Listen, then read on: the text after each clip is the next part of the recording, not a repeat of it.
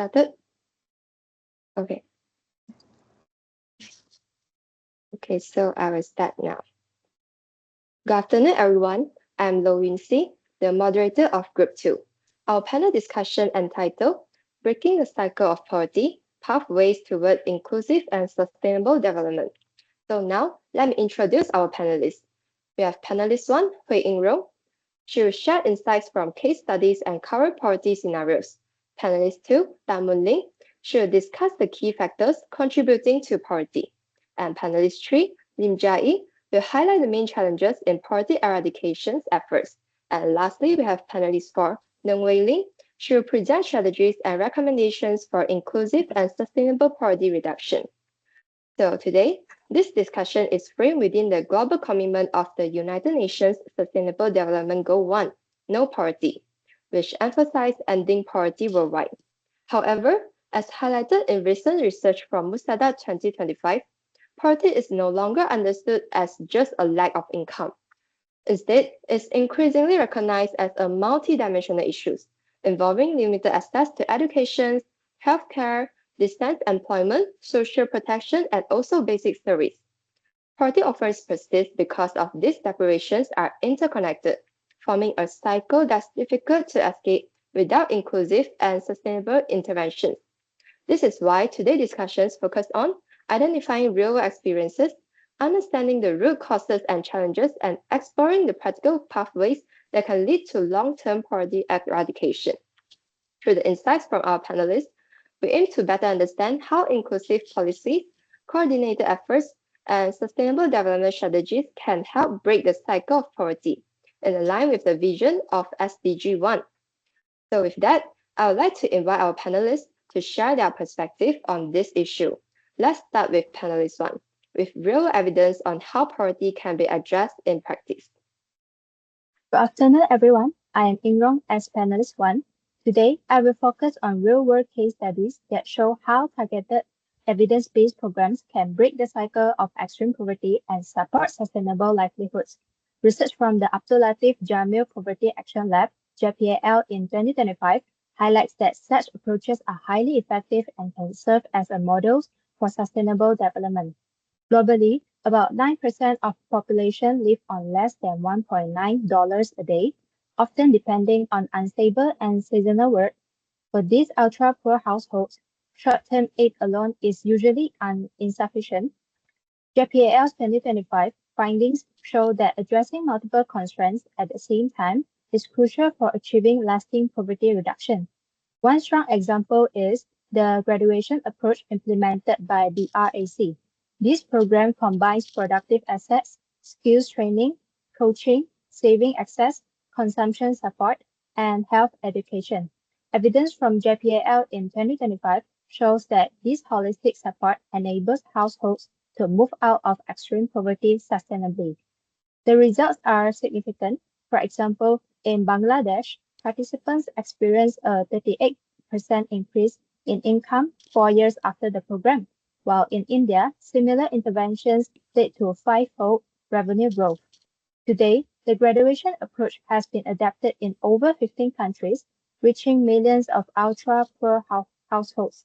In conclusion, these case studies show that well-designed, evidence-backed programs can break the poverty cycle. By providing comprehensive support rather than one-off aid, initiatives like the graduation approach directly contribute to SDG 1, No Poverty. And that's all from me. Thank you. Now I will pass it to panelist 2. Thank you, panelist 1. I'm Marlene as panelist 2. To understand why the cycle of poverty is so hard to break, we must look beyond individual effort and examine the macroeconomic environment. My discussion today is based on the article named The Factors Affecting Poverty in Malaysia, Macroeconomic Perspective, which uses economic theory to explain these systemic triggers. First, we need to redefine our focus.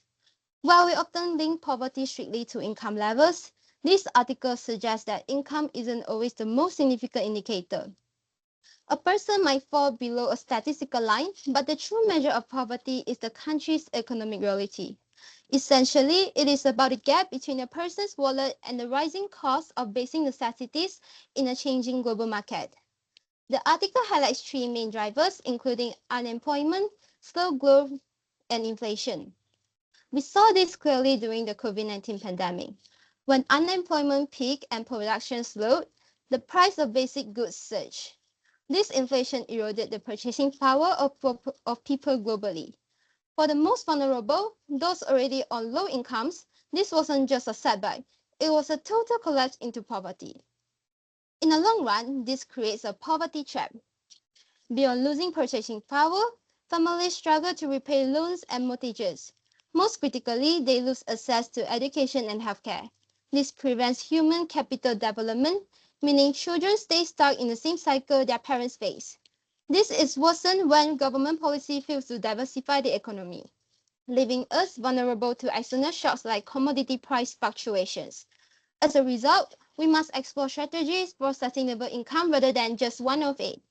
This requires both the community programs mentioned by panelist one just now and a more comprehensive understanding of these macroeconomic roots. That's all from me. Thank you. Thank you, panelist 2. Good afternoon, everyone. I'm Minjai, and as panelist 3, I'll be focusing on the key challenges that continue hinder poverty eradication efforts despite the many programs that have been implemented worldwide.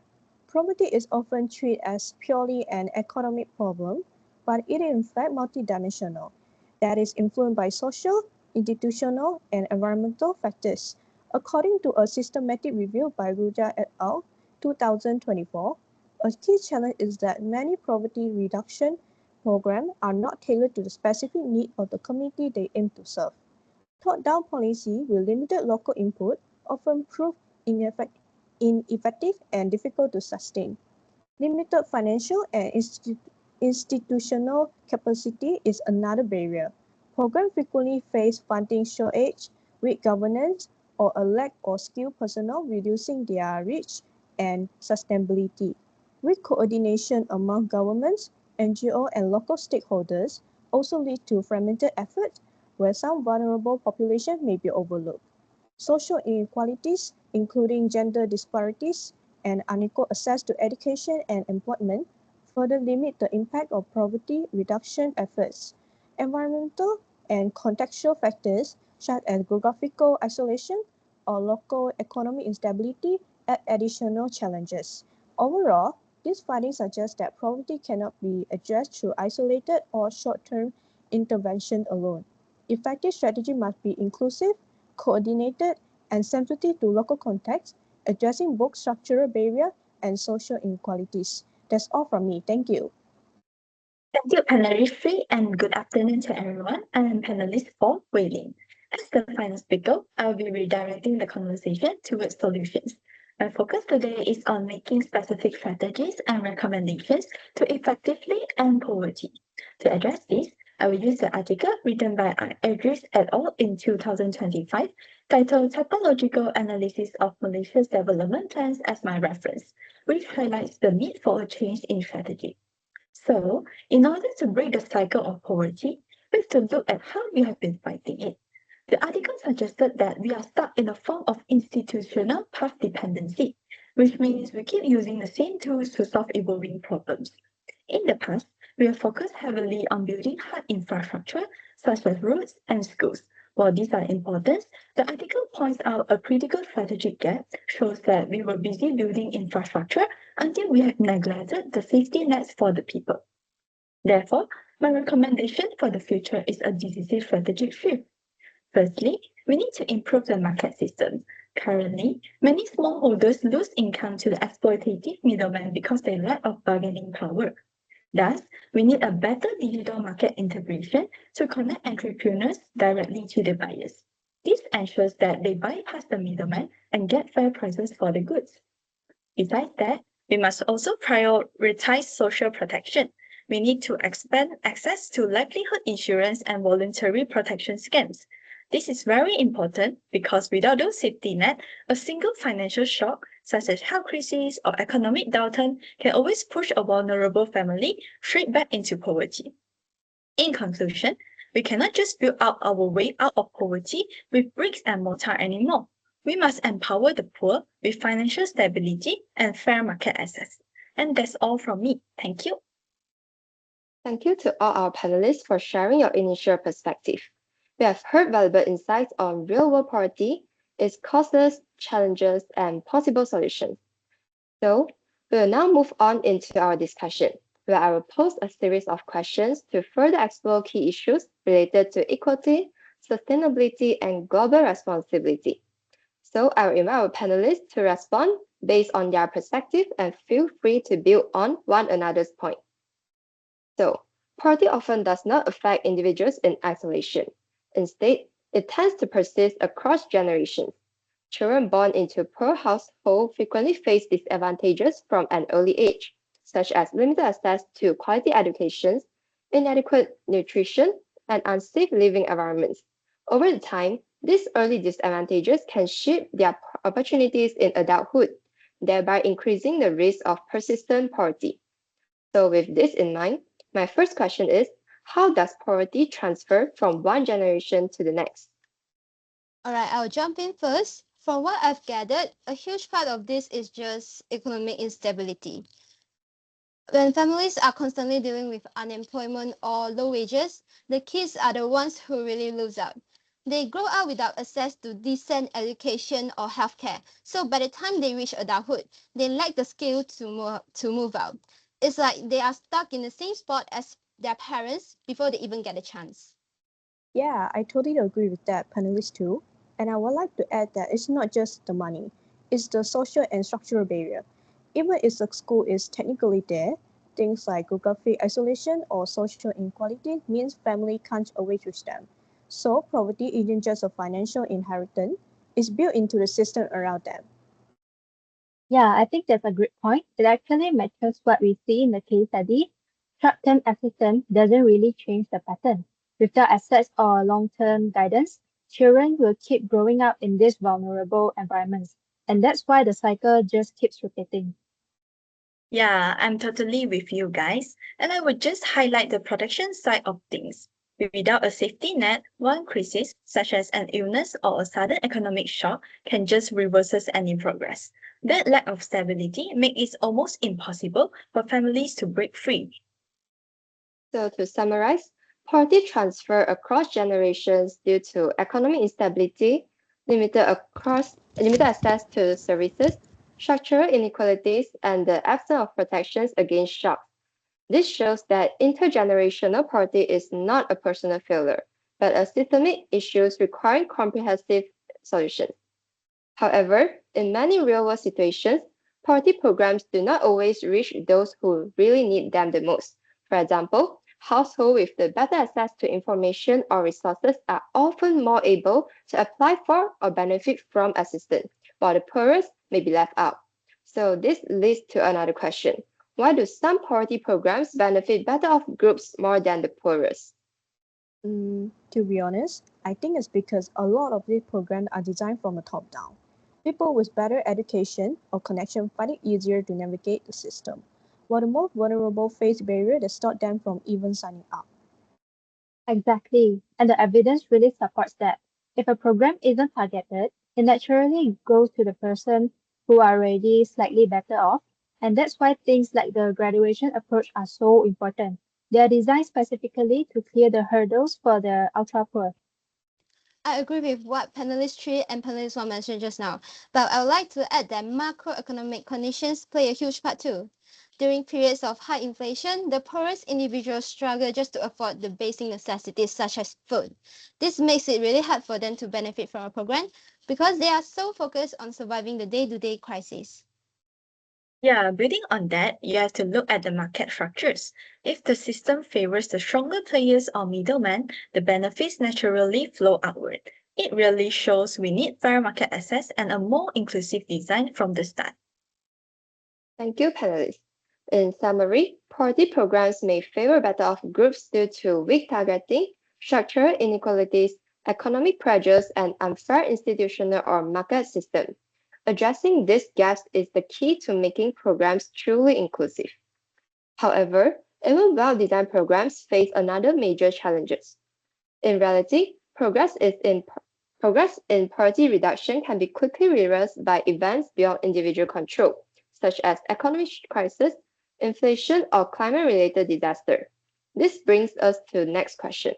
How can poverty eradication strategies remain sustainable in the face of economic shocks or climate change? For me, sustainability comes down to resilience. We need safety nets and insurance so that when a shock hits, like a storm or a market crash, households can always absorb the blow without falling back to zero. I'm glad you mentioned that, panelist 4. Especially in volatile economies, our strategies have to be flexible. If they are too rigid, they will just break when inflation or unemployment spikes. Thus, I personally think that we need programs that can adapt in real time. I think both of your ideas are right. Also, I would like to add that the evidence shows that sustainability is strongest when you tackle multiple risks at once. If you combine income, savings, training, families have a much stronger foundation to lean on during a crisis. Yeah, that I agree with all of you, but I would like to also emphasize governance. Without strong coordination and solid institution, even a more resilient plan will last under long-term economic or environmental stress. Thank you. Overall, sustainable poverty reduction depends on resilience, adaptability, strong governance, and integrated program design that can withstand economic and climate related shocks. While national strategies are crucial, poverty is also a global issue shaped by inequalities between countries and institutions. This leads us to our final discussion question. What ethical responsibilities do wealthy nations or institutions have in global poverty reduction? I think there's a clear ethical duty to support evidence-based programs. Ethically, funding should go toward long-term improvements that actually work rather than just a temporary relief that looks good for a photo op. I agree with panelist one, and that also means strengthening local institutions. If we don't fix governance and inequality on the first ground, all that financial support might never reach the people who need it the most. I see where we are coming from, but I think the strategy itself is the ethical choice, not only building infrastructure, but focusing on social protection and fair markets. I really resonated with what the panelists just shared, but I keep coming back to the fact that global influence is going to be a huge factor. Policies in wealthy nations like trade laws or interest rates directly affect inflation elsewhere. So, part of that ethical duty is ensuring your own economic decisions don't make things worse for developing countries. In summary, the panel agrees that wealthy nations and institutions have ethical responsibilities beyond financial aid, including supporting effective poverty reduction programs and strengthening governance to reach vulnerable populations. The discussion also emphasized that global economic policies affect poorer countries, highlighting the need for long-term and sustainable approach rather than the short-term solutions. As we conclude today's discussion, it's clear that poverty is more than just lack of income. It's a multidimensional challenge. Limited access to education, healthcare, skills, and stable livelihood can trap families in a cycle of poverty across generations. Besides that, sustainability and resilience are equally crucial. Programs must protect households from economic shocks, inflation, and climate-related crises, while equipping them with the tools and support to maintain stable livelihoods over time. So in short, poverty is not an issue that can be solved overnight. It requires holistic and long-term strategies that address both immediate needs and structural barriers. As we move forward, let us take the lessons to heart. By supporting inclusive policies, resilient programs, and global cooperation, we can all play a part in breaking the cycle of poverty to create a better future where everyone has the opportunity to thrive. So, thank you to our panelists for their insights, and thanks to all of you for joining this meaningful conversation.